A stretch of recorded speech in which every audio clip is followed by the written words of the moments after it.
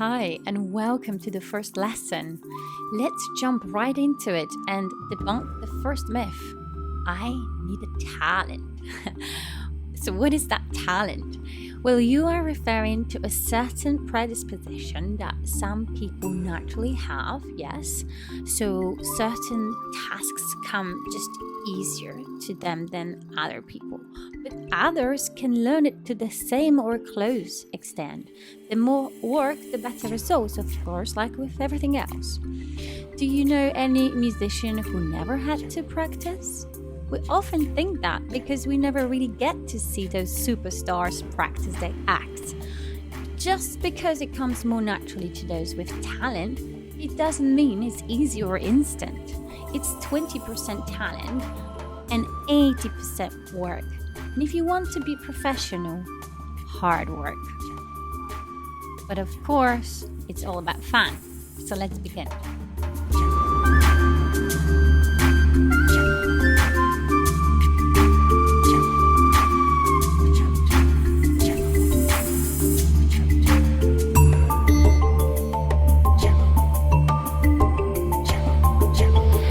I'm so happy that you're here because we'll be building your singing confidence. So let's establish the most important fact. You don't need to aim to be a professional singer in order to just sing.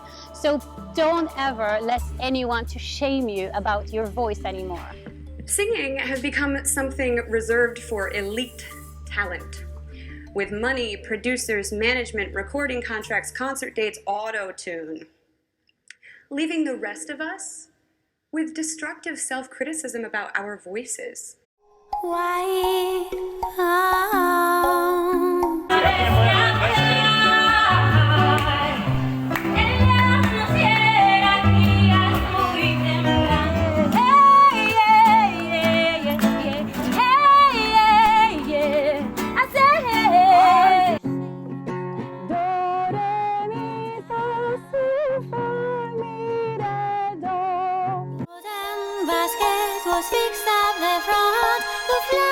And many of us believing, well, I'm just tone deaf. But tone deafness is not as widespread as you might think. Most people who claim to be tone deaf are just unfamiliar with their voices. Most of our wrong notes are really just a result of nervous tension. And that is perfectly understandable because the vocal folds are incredibly tiny. They're only about the size of a dime. And they are inside of us. Therefore, we can't see it or touch it to understand how it works for ourselves. Combine that with all of the self-criticism that the music industry makes us feel, and it's no wonder people will claim to be tone deaf. But real tone deafness, or clinical amusia, only affects about 4% of the total population. So, if you can recognize and repeat this melody, la la la la la la, I'm sorry, you're not tone deaf, and you can no longer use that excuse with me. Like an infant's primal scream, singing is instinctual and necessary to our existence. The amygdala is the part of the brain that processes music. But it also processes emotion and basic biological functions like pain and pleasure. Joy in singing comes from endorphins released by the pleasure centers and from oxytocin, which enhances trust and bonding. Studies have shown that singing releases measurable levels of serotonin and can lessen the feelings of loneliness and depression. And the breathing required in singing makes it anaerobic activity. It brings more oxygen into the blood and promotes relaxation. So it's no wonder that singers have a noticeably lower level of cortisol, the stress hormone, and that can relate to an increased immune response. And you do not have to be an amazing singer to benefit. And the benefits increase with practice. So one more thing before we start, if you feel self-conscious singing in public and being heard, make sure that to complete this course you have your own privacy, your own room, so no one can hear you, because again it's very natural. Also when I practice or write new songs, I need to be sure that I'm on my own, so yes. Okay, so let's do it. We will start with a simple So in singing, especially when you're the beginner, you want to start slowly. Is a sound that's already calming us. It's very simple, but it will enable you to use your natural voice. So I want you to focus on just 3 simple things. First of all is to take a belly breath. I'm sure you've heard of it. You've heard of diaphragm. I will explain that more in depth later because diaphragm is super important in singing. But for now, we'll just call it a belly breath, which means once you take a breath into your lungs, you will try to raise your belly rather than shoulders. So quite deep belly breath. Then you will try to pick a really natural note to you. So don't try to sound too high or too low, even if you don't like your voice at the moment, which is very common. Again, we all kind of hate our voices. Well, not all, but like very often it happens. So if that's the case with you, just be accepting whatever note comes out. This is the note you need to stick to for now. And number 3, I would like you to hold that note for as long as you can, but make sure that you release the sound, the voice only. So watch that it's not the breath, it's not too breathy, okay? So I'm just gonna play very simple chords so I can pick my note.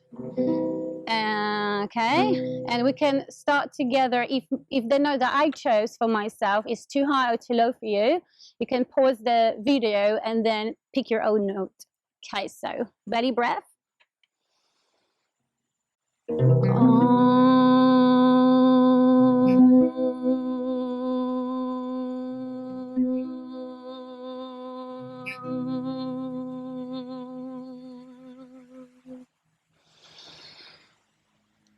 Let's now try to switch off for a little bit. We'll follow the beautiful voice of the monk in our first voice meditation. Close your eyes, sit comfortably. I will guide you. It will last about 3-4 minutes. Just follow. Just follow. Accept what you hear. Do not judge. Take a deep breath and just enjoy. Be grateful that you can make a sound, and you can make it sound better. Eventually. But now, this is your voice that helped you throughout your whole life to communicate with the world. Say thank you.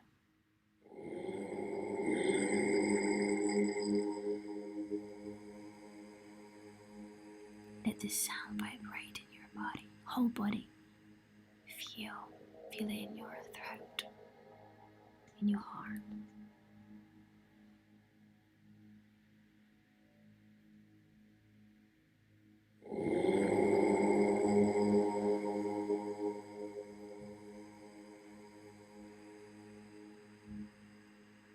Did you judge yourself in your head that you sound bad? If you did, pay attention to the present moment. Don't judge.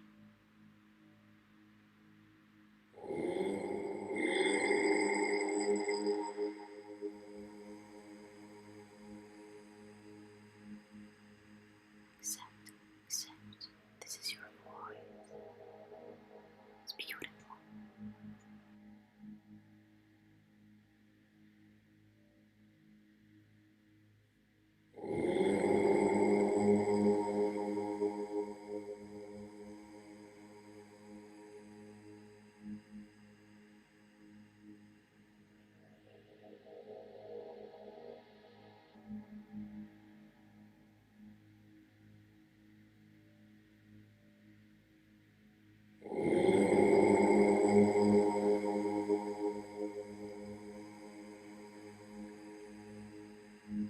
That's right.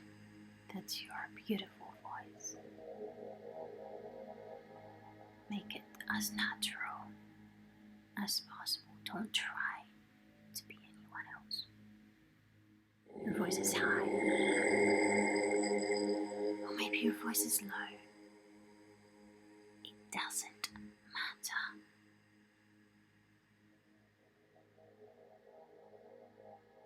This is the voice that we'll be working with.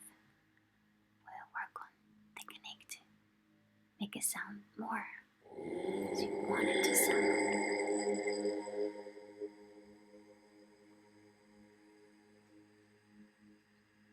But what is, it makes you, it's unique. Only you have this voice. Get ready to come out of our meditative state very soon. Open your eyes when you're ready. Thank you.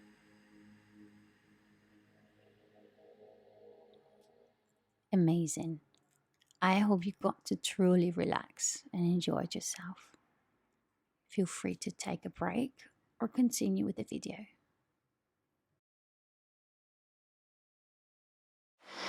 Okay, so this time we will sing a vowel E. So E is like specific to singing. It goes into a perfect place in the head usually for most singers, and it just resonates naturally. So we will sing two different notes. We'll go from low to high, and I'd like you to place your hand on your larynx for this exercise. So I want you to notice something interesting. First of all, your throat vibrates, but also you will feel that your larynx goes from low to high. So I think it's a really nice way to understand that your voice is your instrument, like inside your body, and it really works hard. So maybe you're singing or you watch someone singing and you don't see any hard work, but there is just so much mechanics going there. So this is a nice way to feel that and start connecting with your voice. Start to be respectful that we can gain control if we know what we're doing. So let's just start with E, and again, pick your own pitch. So I'm gonna just start randomly where it feels comfortable, and then from low note, I'll go to the high note. E.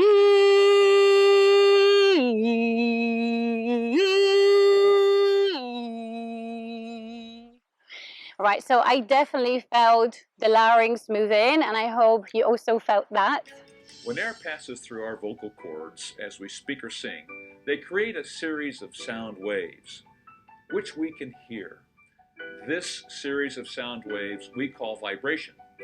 The vocal cords create the initial vibrations, which is the initial tones we hear that begin the sound we make when speaking and singing. Now watch and listen as these vocal cords create the vibrations that become our voices.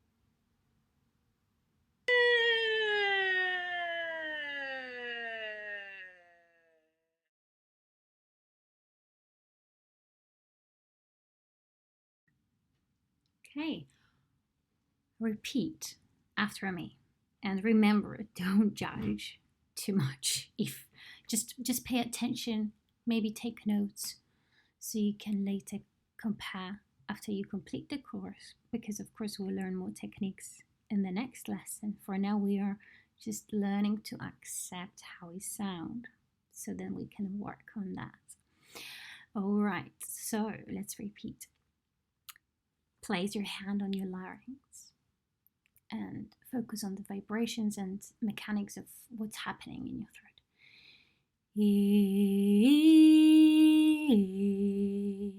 Your turn. Great. Your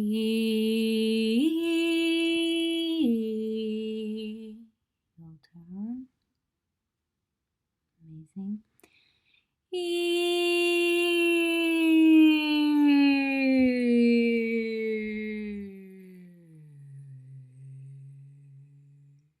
turn. Great. Remember, the vocal exercises often don't sound pretty. It's not about sounding pretty, it's about strengthening the muscles and gaining awareness of our own voice, feeling where the larynx and the other muscles responsible for sound production are. All right, let's try another one. E, E, E, E, E.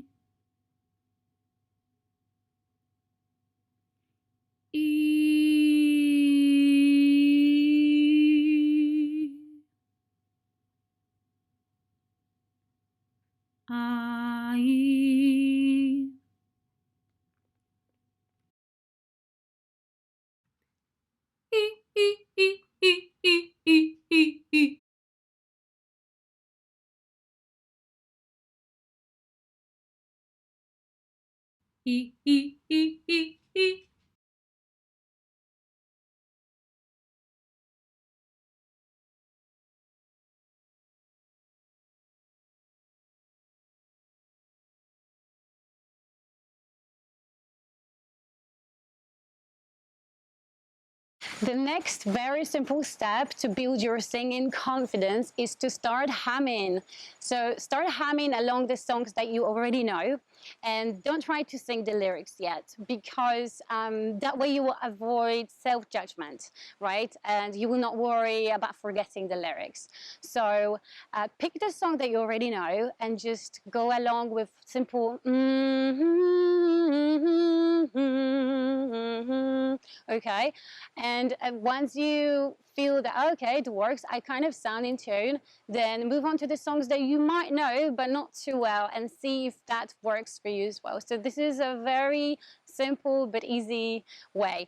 And then start humming to any sound that you hear in nature, for example, or in a house, and hum at school, hum at work. I actually used to hum a lot at work, which I didn't know. My colleagues used to call me the hummer. I had no idea why until they told me this is because you go to stockroom and like bring stuff, and then you always just hum and sing, and that should be your second nature. So it's actually really helpful. It, again, builds your confidence and just practice producing the sound, right? All right, so let me just show you the example of how I hum along the song that I really love. It's from one of my favorite singers, Ayla Nereo, and the song is called Stars, and I'll just show you how I hum.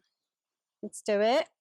Between my dawn and your setting sun, these are stories blowing, these words tend to show. How can I touch the shape of wing bandits falling away?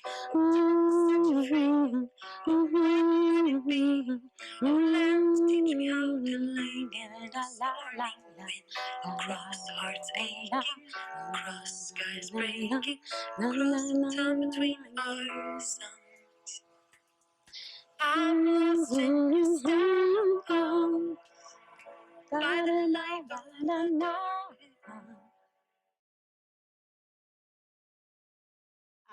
You know, when we feel nervous, let's say waiting for an interview, we always hum, right? To just calm ourselves down. So we're like, when you're waiting for some important news as well. Or mothers who hum to the little babies, the same story, baby's crying and mom goes, hush, hush, my baby. So even if they're not singing professionally, they still use their voice because naturally we know that it's calming us. But also that premature babies respond better to treatment and can go home faster when recordings of their own mothers singing lullabies is played in their incubators. Okay, so now it's your turn. Choose one or couple of your favorite songs and hum along. And remember, do not judge yourself. You are not yet working on your technique. You are just observing your larynx, the vibrations, and getting used to your own voice. Accept what it is, meditate, enjoy the healing qualities of this process. Go to video part 2 once you did your humming exercise,